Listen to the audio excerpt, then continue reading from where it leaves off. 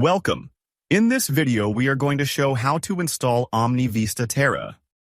OmniVista Terra is deployed in a virtualized VMware environment. 3 VMs are required for high availability and scalability. The specifications for each VM are shown in terms of number of CPUs, RAM memory, and disk space. The initial steps are shown. Download the OmniVista Terra virtual appliance OVA file and the build.7z file. Deploy the virtual appliance on the chosen hypervisor. Power on the virtual appliance. Let's see an example on how to deploy the OVA file in VMware. Select the location where the OVA file will be installed and click on Deploy OVF Template. Upload the OVA file and click Next. Define the VM name and location.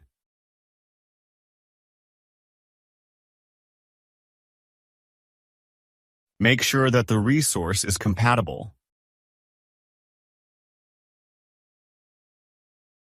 Review and verify the details of the VM. Select the storage and type of installation. Choose the network resource that will be used to connect the VM to the network. Click Finish to start the installation. Wait for a few moments for the installation to be completed. The next steps are performed in the OV Terra console. Define the keyboard settings and host name.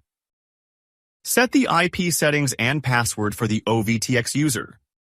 Let's show how to perform these steps from the console. Power on the VM and open the VM console. Keep the default keyboard configuration by typing N in the initial question prompt.